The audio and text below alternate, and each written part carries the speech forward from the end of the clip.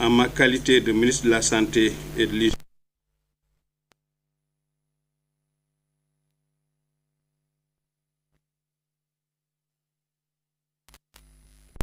de notre système de régulation.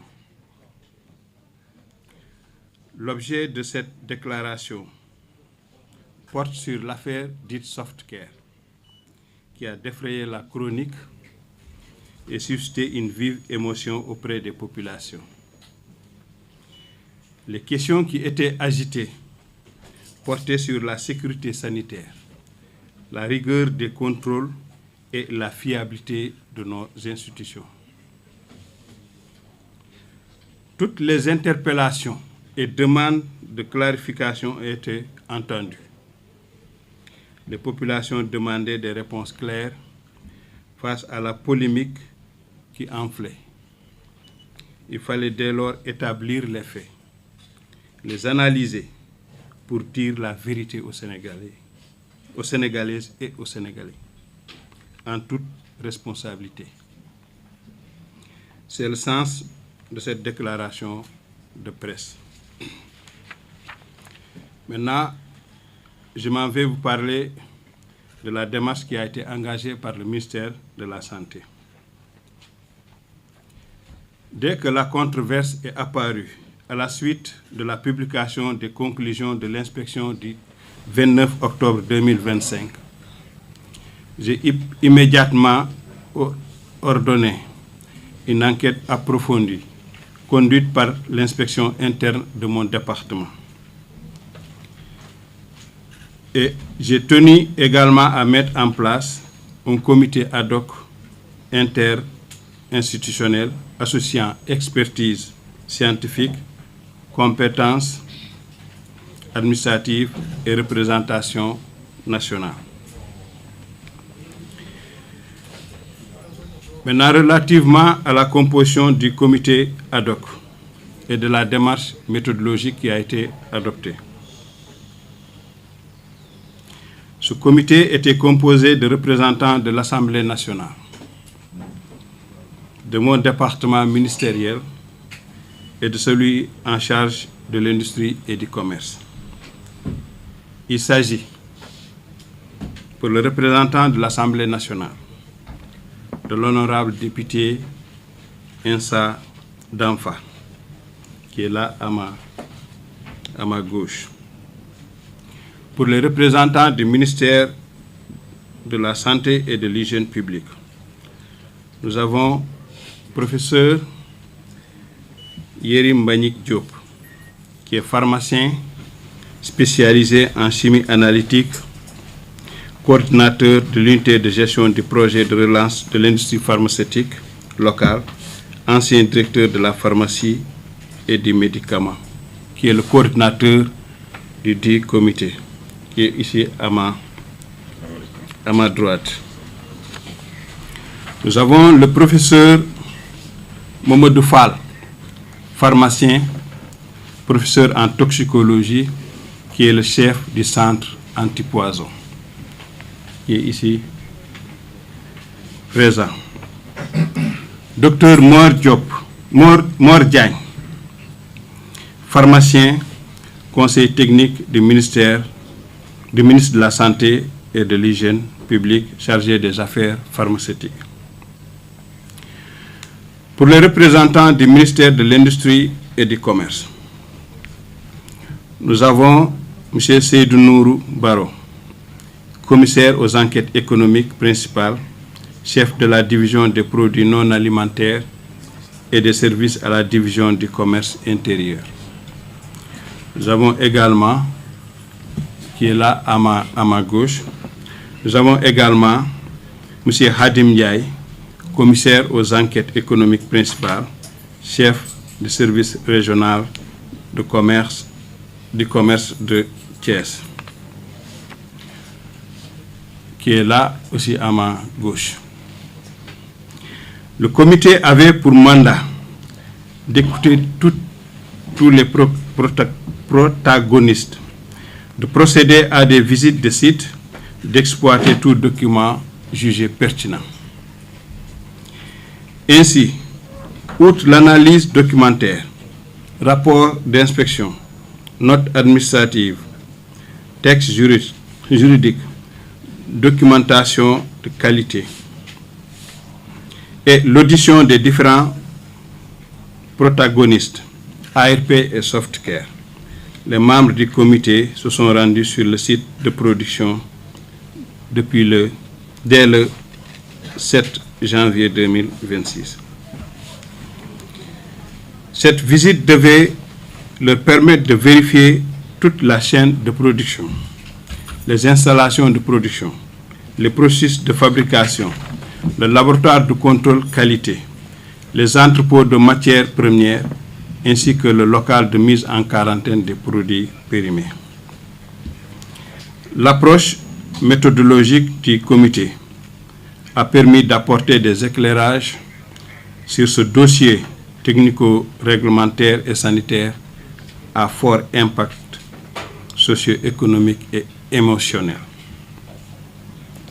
Maintenant, je m'en vais vous parler des résultats issus de l'enquête réalisée par le comité ad hoc. Premier point extrêmement important, c'est de revenir sur les matières qui sont utilisées et leur composition. Donc, les serviettes hygiéniques et couches pour bébés présentent une structure multicouche élaborée à partir de matériaux synthétiques et naturels, sélectionnés pour leurs propriétés d'absorption, de protection et de confort. Parce qu'avant toute chose, il faut savoir d'abord qu'il s'agit de couches et de serviettes hygiéniques et de savoir quelles sont leurs compositions en termes de matière utilisée. Si je prends les serviettes hygiéniques, la composition standard inclut une surface en polypropylène ou polyéthylène non tissé, parfois enrichi d'agents par un effet sec ou de coton selon les marques, permettant un écoulement rapide du fluide vers la couche absorbante tout en restant sèche en surface. Un noyau absorbant associant pâte de bois et polyacrylate de sodium garantissant la rétention des liquides. Une couche imperméable en polyéthylène ou en coton qui empêche les fuites de liquide. Des colles synthétiques pour améliorer l'adhérence. Pour les couches bébés, qui reprennent une structure similaire, nous avons une surface en polypropylène non tissé, souvent imprégné de lotion protectrice, un noyau absorbant plus volumineux, une couche imperméable micro-perforée pour favoriser la respiration du produit, des élastiques pour l'ajustement. Voici un peu les matières qui composent la fabrication des couches bébés et des serviettes hygiéniques. Parce qu'il est important de faire ce rappel-là pour comprendre ce qui suit. Dans l'ensemble, sur ce premier point, les matières premières utilisées et leur composition ne contiennent pas des substances nuisibles ou dangereuses pour la santé des usagers. Ces matières premières sont physiques, se retrouvent d'ailleurs dans plusieurs autres produits d'usage que nous tous peut-être là, nous sommes en train d'utiliser, d'usage courant. Premier point.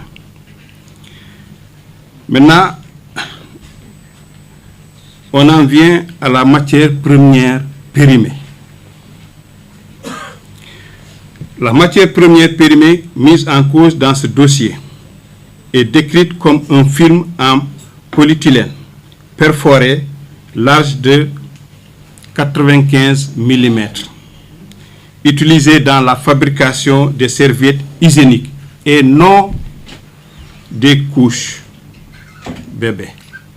C'est seulement au niveau des serviettes hygiéniques. Très clair. Maintenant, je m'en vais vous dire les serviettes hygiéniques qui sont fabriquées par Softcare. Voici un modèle qui est fabriqué.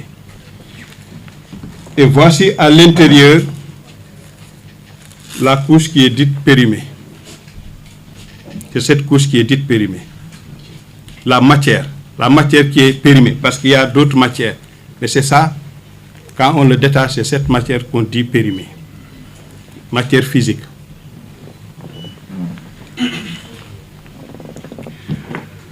Donc, la présence de matière périmée dans la zone de production de l'usine constitue un manquement dans le système de gestion de la qualité, notamment les bonnes pratiques de stockage de l'entreprise.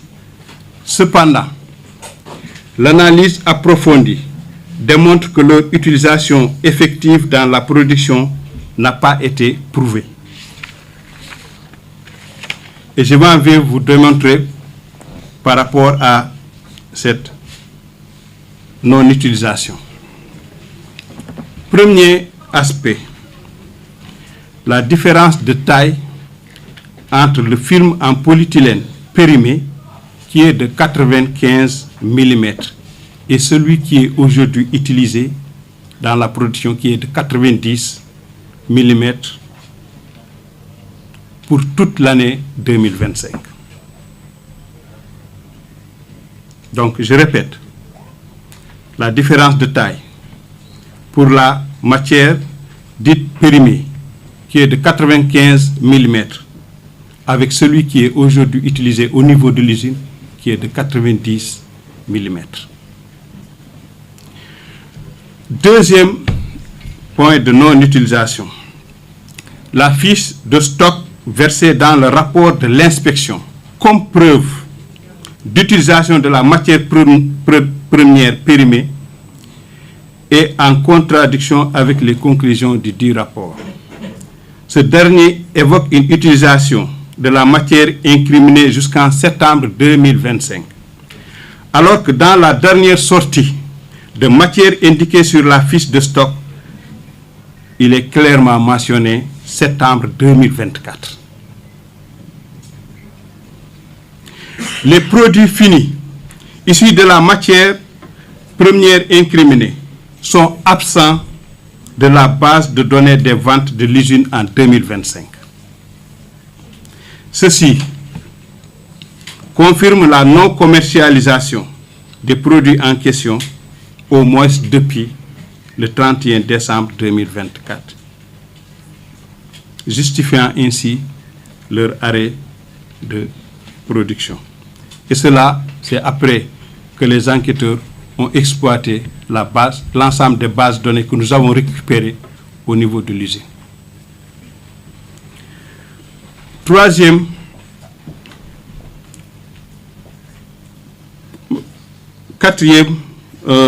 point qui justifie la non-utilisation.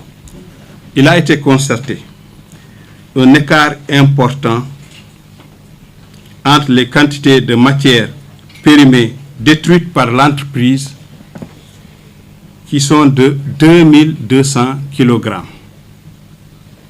et celles qui ont été relevées par l'inspection qui indique 1300. Ça veut dire qu'il y avait beaucoup plus de matières premières périmées qui ne pouvaient pas, de matières qui sont restées périmées tout simplement parce qu'ils ne pouvaient pas rentrer dans la nouvelle production parce non conforme par rapport aux nouvelles normes que l'usine a eu à établir.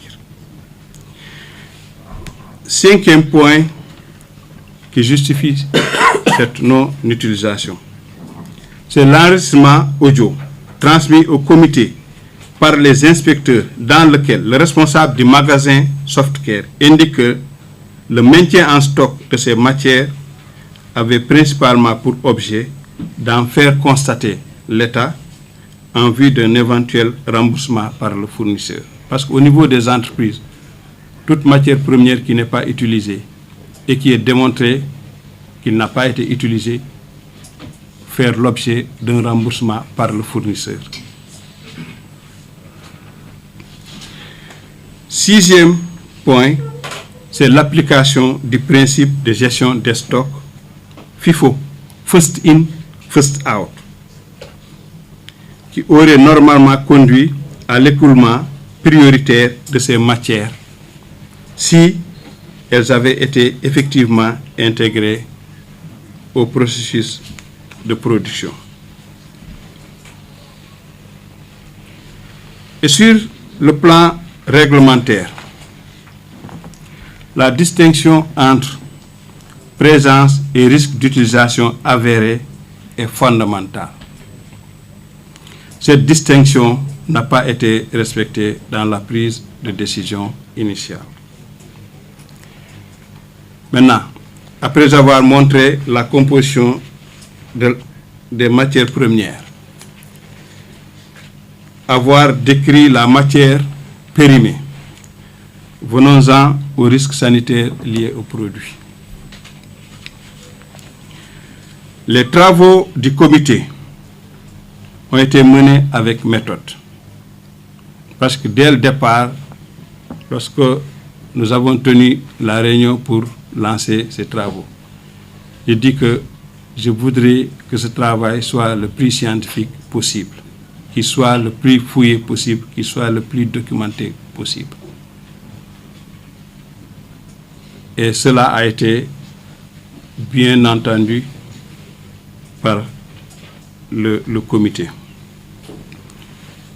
Donc, il y a eu analyse documentaire, des auditions, inspection du site industriel, examen des données de production et de commercialisation, évaluation des éléments techniques disponibles. Leur conclusion est sans ambiguïté. Aujourd'hui, il n'y a aucune preuve scientifique qui démontre l'utilisation effective de matières premières périmées dans les produits actuellement qui sont commercialisés, eu égard à ce que j'ai eu à démontrer auparavant. Il n'y a aucun signal de matériaux-vigilance, et ça, les experts vont y revenir. Souvent, quand on dit matériaux-vigilance, c'est l'observation ou la surveillance qu'on mène sur les matériaux de fabrication pour voir si ces matériaux, dans le temps, ont un impact sur la santé des usagers. On n'a pas ces données factuelles, ce qu'on appelle les données de matériaux-vigilance. On n'a pas aucune alerte sanitaire sérieuse. Parce que quand on dit l'alerte sanitaire sérieuse, c'est qu'il y a beaucoup de gens qui utilisent ces produits, qui se plaignent, qui font remonter ces informations et que ces informations fassent l'objet d'un comité qui s'y penche pour voir la nécessité de faire une étude ou de ne pas faire une étude. Il n'y a pas aussi, il n'y a aucune donnée épidémiologique qui vienne établir un risque sanitaire pour les usagers. Parce que quand vous dites qu'il y a un risque sanitaire, il faut être en capacité de pouvoir démontrer ce risque sanitaire. Il faut l'évaluer, mesurer l'ampleur, dire qui a été exposé et quels sont les effets. On n'a pas ces données. Et moi, quand l'affaire a éclaté, j'ai mis en avant ma fibre de chercheur et je me suis documenté et j'ai regardé ces phénomènes. Je n'ai pas pu trouver une étude épidémiologique où les résultats démontrent que l'utilisation des couches ou des serviettes hygiéniques a conduit à des impacts sanitaires. Bien au contraire, ils essaient de montrer les bénéfices de l'utilisation des couches ou des serviettes hygiéniques pour protéger la santé des populations. Et souvent, c'est des études qui sont extrêmement lourdes et difficiles à mener parce qu'ils comportent énormément de biais sur lesquels, au besoin, nous reviendrons. Parce que là, on est en face de produits qui sont fabriqués avec des matières physiques, mais dès qu'ils sortent de l'usine, avec toutes les conditions de transport, de stockage, d'emmagasinage, même chez les distributeurs dans les commerces, pour donner à une intrusion de contaminants, et ce sont des contaminants environnementaux. C'est pourquoi je dis, des études, c'est bien faisable, mais ça demande de mettre en œuvre énormément d'outils très performants qui permettent de délier le biais pour dire si un produit a un impact sanitaire ou pas. Et il y a les scientifiques aussi qui reviendront sur ça. Nous n'avons pas aussi des analyses. On a des analyses indépendantes qui confirment la conformité des produits qui ont été testés avec des standards internationaux. En effet, lorsque ce problème a éclaté et que nous avons décidé de lancer l'enquête, l'usine aussi n'est pas restée sans agir, sans rien faire. Ils ont pris leurs produits, ils ont envoyé dans un laboratoire en Allemagne qui s'appelle Gallup, et ce laboratoire a fait des analyses sur les produits Softcare, et les résultats qui sont revenus montrent que les produits qu'ils fabriquent au Sénégal sont conformes aux standards internationaux, s'il s'agit des couches ou bien des serviettes hygiéniques, et ils ont eu à donner le rapport que nous avons, parce que peut-être c'est pour anticiper s'il y a quelque chose demain. Et ces tests qu'ils ont eu à faire en Allemagne ont attesté de l'absence même de contaminants environnementaux. Il convient aussi de rappeler que la nature même de ces produits textiles, absorbants, sans additifs chimiques actifs, et leur mode d'utilisation destiné à recueillir des liquides sans absorption de substances dans l'organisme en font des produits à faible dangerosité intrinsèque lorsque les normes de fabrication et d'utilisation, notamment la durée de contact, sont respectées. Et cela aussi sont des choses qu'il faudrait mettre si on doit faire une étude épidémiologique, parce que nous tous, nous pouvons avoir un produit, mais l'usage que nous ferons de ce produit-là peut exposer ou non à des risques sanitaires. Si c'est des couches bébés, si on dit que maximum c'est 2 heures de temps, on l'utilise 6 heures de temps, ça peut poser problème. Peut-être d'autres ils vont dire que c'est 2 heures de temps, mais on l'utilise 1 heure de temps parce qu'on veut encore préserver la santé de nos enfants. Donc tout cela rejoint les risques de biais dont je parlais. Maintenant, pour conclure sur cette partie santé, au regard des données scientifiques et techniques disponibles, aucun risque sanitaire avéré pour les usagers n'a pu être prouvé concernant les produits actuellement en circulation sur le marché.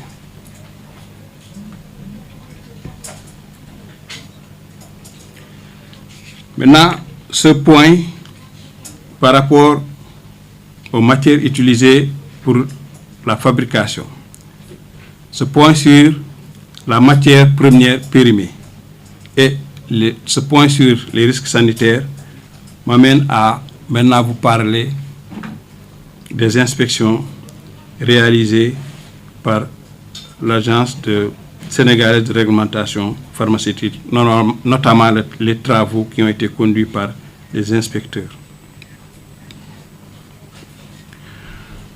Les travaux du comité ont mis en évidence des insuffisances tant sur le fond que sur la forme. Et cela, nous allons le détailler en quelques points. Le premier point, c'est le fondement juridique et réglementaire de l'inspection. Les couches pour bébés et les serviettes hygiéniques relèvent juridiquement de la catégorie des produits d'hygiène corporelle, selon l'article 42, loi 2023-6, relative aux médicaments, aux autres produits de santé et à la pharmacie. Cependant, l'absence pour le moment d'un décret d'application encadrant spécifiquement les modalités d'inspection de cette catégorie de produits fragilise le fondement juridique et légal de l'inspection. Ainsi, l'application par défaut du référentiel pharmaceutique des bonnes pratiques de fabrication, décision 7/2010/CM-IMOA, bien que techniquement exigeant, ne pouvait revêtir un caractère contraignant en l'absence d'un cadre réglementaire spécifique. Maintenant, venons-en à la conduite des inspections. Les inspections conduites par l'ARP dans ce cas sont caractérisées par des incohérences dans les rapports d'inspection. On a fiche entrée, fiche de sortie, ne corroborant pas les conclusions dont elle a fait référence. Maintien du retrait des produits malgré la correction de l'écart critique par l'entreprise Softcare à propos des produits périmés. Deuxièmement, l'absence de rigueur dans le déroulement des inspections, défaut d'identification et de traçabilité de la matière périmée, matière première périmée, absence de prélèvement d'échantillons aux fins d'analyse, défaut de mise sous scellé des produits incriminés. Maintenant, sur la décision de retrait du marché des produits finis, couches et serviettes hygiéniques. L'enquête a révélé que la décision de retrait généralisé ne repose pas sur une preuve matérielle d'utilisation des matières premières périmées, n'a pas été précédée de tests sur les produits finis en violation des dispositions du décret numéro 2420 du 27 décembre 2023 fixant les conditions de mise en œuvre de la surveillance du marché des médicaments. Serait disproportionné du fait que la matière première incriminée n'entre pas dans la production des couches pour bébés. En aucun cas, ces couches pour bébés ne devraient être concernées par le retrait, même en présence d'une défaillance dans le système d'étiquetage de l'usine. Absence de circonscription. Ne s'appuie pas sur des données de matériaux vigilance ou d'études épidémiologiques. N'a pas respecté une logique de gradation corrélée au risque sanitaire. Ne devrait porter que sur le produit incriminé si le risque sanitaire est réellement prouvé. Ainsi, la décision de retrait apparaît davantage comme une mesure de précaution mal encadrée qu'une décision réglementaire fondée sur des preuves scientifiques et techniques établies et irréfutables. Maintenant, venons-en aux insuffisances, aux manquements et aux erreurs peut-être commises par rapport aux inspections ou par rapport à l'entreprise. Et je vais commencer par l'entreprise elle-même.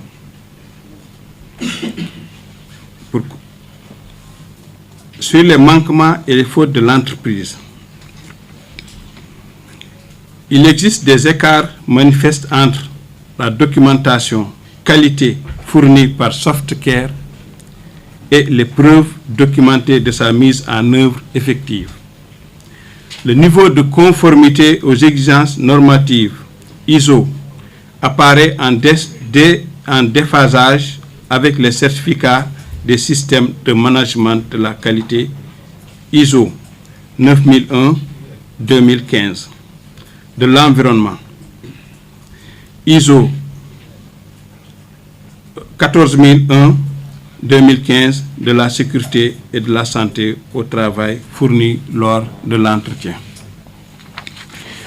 Des insuffisances ont été notées dans la gestion de la documentation du système de management qualité, qui n'est pas à jour, la sélection et l'audit des fournisseurs de matières premières, la traçabilité des matières premières, fiches de données de sécurité non fournies et le contrôle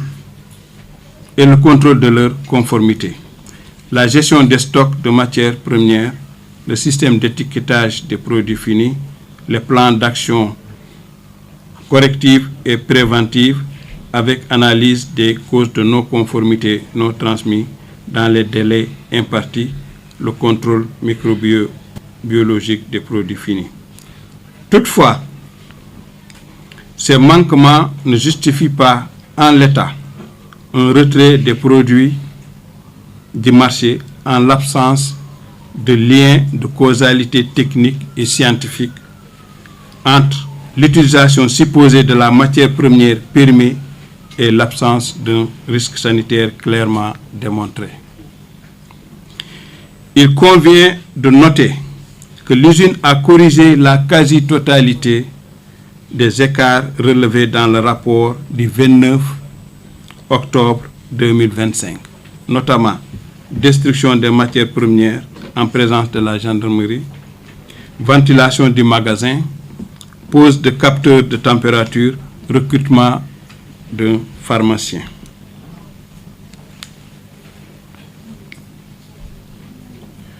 Maintenant, sur les manquements, les fautes et erreurs imputables aux inspecteurs. Les insuffisances ou fautes imputables aux inspecteurs sont résumées comme suit.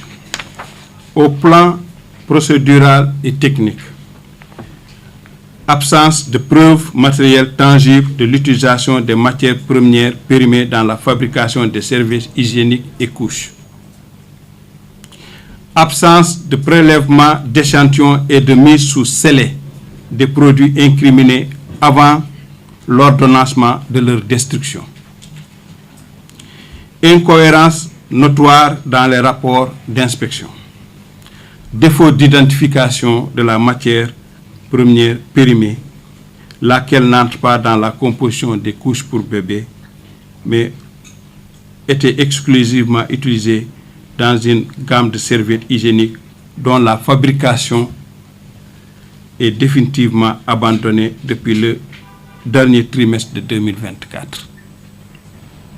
Au plan scientifique, absence de prélèvement d'échantillons pour la réalisation de tests exigés préalables à toute décision de retrait. Absence de données de matériaux vigilance et épidémiologique. Absence d'une base de référence scientifique démontrée et d'une jurisprudence à travers le monde pouvant justifier le retrait de couches et de serviettes hygiéniques.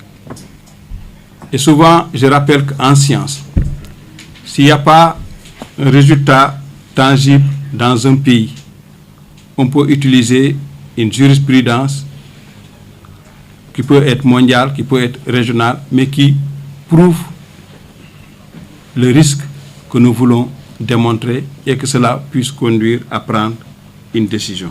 Et cette jurisprudence, nous l'avons cherchée, nous ne l'avons pas eue non plus. En tout cas, moi, je n'ai pas vu toute la documentation que des couches ou des serviettes hygiéniques ont été retirées du marché, tout simplement parce qu'il y a un risque sanitaire. Et c'est justement parce qu'on n'arrive pas toujours à démontrer ce risque sanitaire qu'on ne veut pas prendre le risque de retirer ces produits-là. Et je vais en revenir peut-être un peu plus tard dans le prochain paragraphe. Absence d'une analyse comparative entre les avantages, les bénéfices sanitaires et les impacts potentiels pour la santé des usagers du retrait ou du maintien des produits incriminés. C'est ce qu'on appelle la balance bénéfice-risque. Et je vais vous donner un exemple très concret. Aujourd'hui, on peut être dans une situation où on dit que les couches présentent bien un risque sanitaire et qu'on est dans des zones géographiques, peut-être très éloignées, des villages, où les populations n'ont accès qu'à ces types de couches ou de serviettes hygiéniques. Si on procède au retrait de ces couches ou de ces serviettes hygiéniques, on est en face d'un risque péril fécal qui entraîne la contamination de l'eau, probablement, la contamination des aliments, la contamination de l'air, et qui peut se révéler être une bombe sanitaire beaucoup plus importante que si on avait laissé les couches être utilisées par les usagers. C'est ce qu'on appelle une balance bénéfice-risque. Et souvent, c'est des arbitrages qu'on fait quand on est dans un fait scientifique qui démontre qu'il y a risque, mais après on dit que si on doit appliquer une mesure, il faudra voir quel est l'impact de cette mesure-là. Parce que si le risque sanitaire de l'application de la mesure est beaucoup plus importante et dangereuse, on est obligé de trouver une autre solution alternative que de retirer. Et là, on est dans une dynamique de santé publique.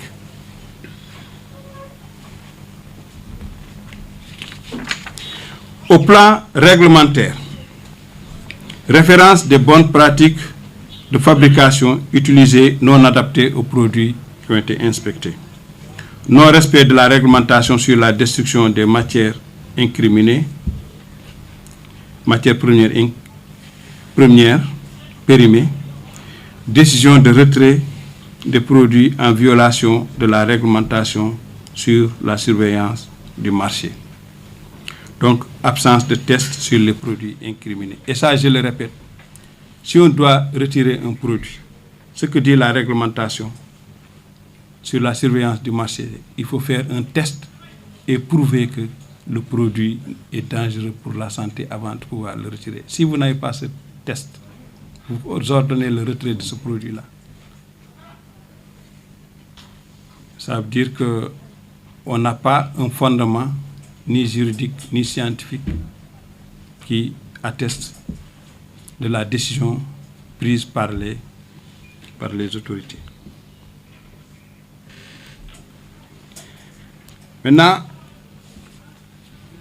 pour les manquements, les fautes et erreurs imputables à la direction générale de l'ARP. Les manquements notés par le comité concernant la direction générale de l'ARP sont relatifs à la fragilité des fondements juridiques de l'inspection, absence de décret d'application prévu par la loi numéro 2023-6 encadrant les produits cosmétiques et d'hygiène, à la mauvaise gestion de la communication, exposition prématurée d'un dossier technique sensible, message contradictoire adressé à la population, qualification du signataire du communiqué remis sur le marché. Maintenant, en termes de conclusion, de manière définitive, la matérialité de l'utilisation des matières premières périmées n'a pu être établie. Parce que vous avez ce qu'on a dit sur la différence de taille, mais ce qu'on a aussi démontré dans les cahiers de production et de vente. Le risque sanitaire n'a pas été justifié par des preuves scientifiques et techniques tangibles. Et là, je vais y revenir parce que si j'utilisais aujourd'hui ma casquette de scientifique, je ne suis pas ministre, je serais tenté de demander à toutes les personnes qui sont beaucoup agitées sur ce dossier-là, de manière scientifique et technique, qu'est-ce qu'ils ont sur la main pour dire qu'il y a un risque sanitaire. On s'est tous agités et on a été emportés par l'émotion. Mais un pays ne se gère pas par l'émotion. Il faut de la lucidité et de la froideur pour pouvoir analyser certaines choses et tirer vraiment des conclusions. Les inspections ne se sont pas reposées sur des fondements juridiques clairs, absence du décret d'application prévu par la loi 2023-06 encadrant les produits cosmétiques et d'hygiène. La décision de retrait a été prise en violation des dispositions réglementaires, absence de tests préalables requis.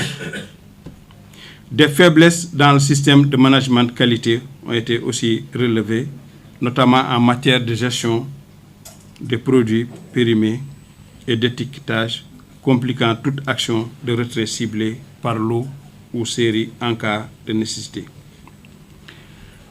Le ministère de la Santé tient à rassurer les usagers et l'ensemble des consommateurs quant à l'absence de risques sanitaires liés à l'utilisation de matières premières périmées dans la fabrication des produits Softcare.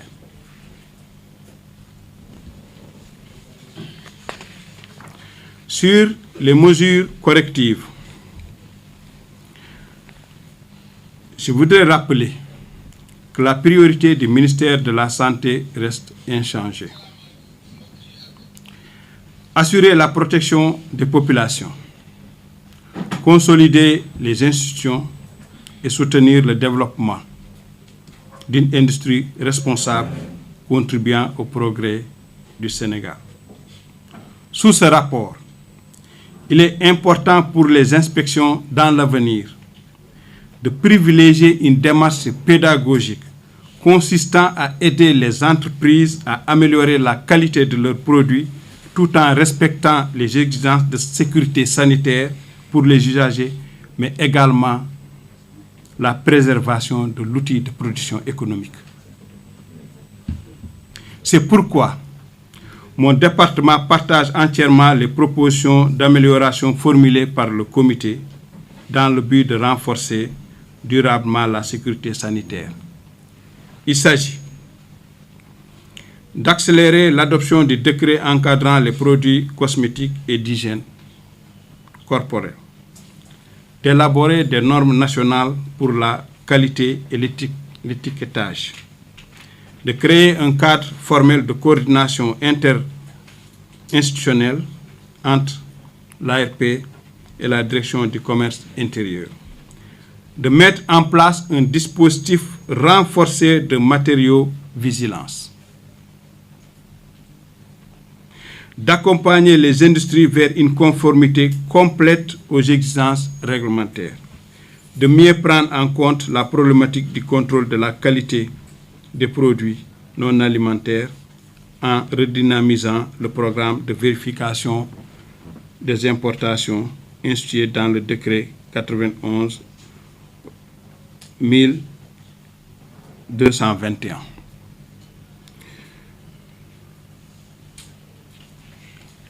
Cette dernière recommandation, à laquelle je vais ajouter peut-être, si possible, et les scientifiques sont là, de faire de temps en temps des études épidémiologiques d'exposition. Et ces études épidémiologiques d'exposition, comme je l'avais dit auparavant, sont souvent très, très lourdes à conduire, parce que c'est ce qu'on appelle les études de cas témoins. Ces études de cas témoins permettront de prendre plusieurs cohortes, une cohorte d'usagers qui ne font recours qu'aux produits Softcare, une cohorte d'usagers qui n'utilisent que les autres produits de couche ou de serviettes hygiéniques, et une cohorte qui n'utilise pas de couche et qui n'utilise pas de serviettes hygiéniques, mais en essayant de délier tout ce qui est biais. Parce que même aujourd'hui, excusez-moi,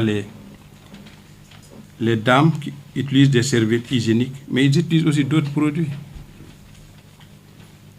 de beauté.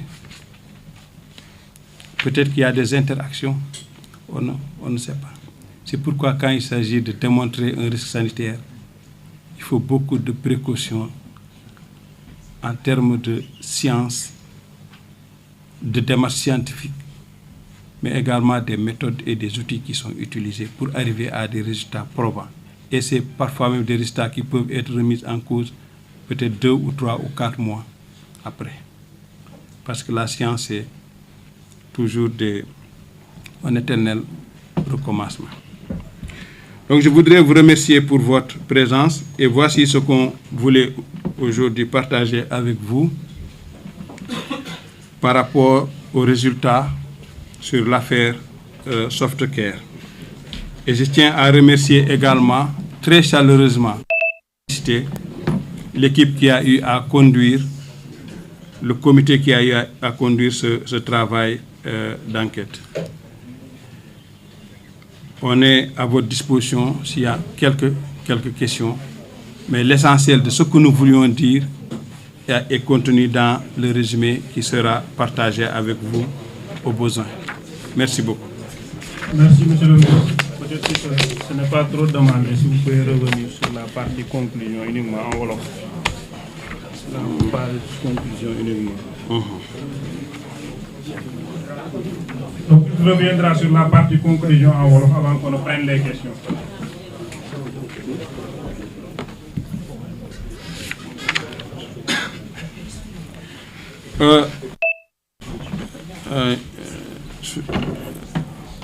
Journaliste yi maa ngi leen di sant di leen gërëm ci seen teewaay tey ci ministère de la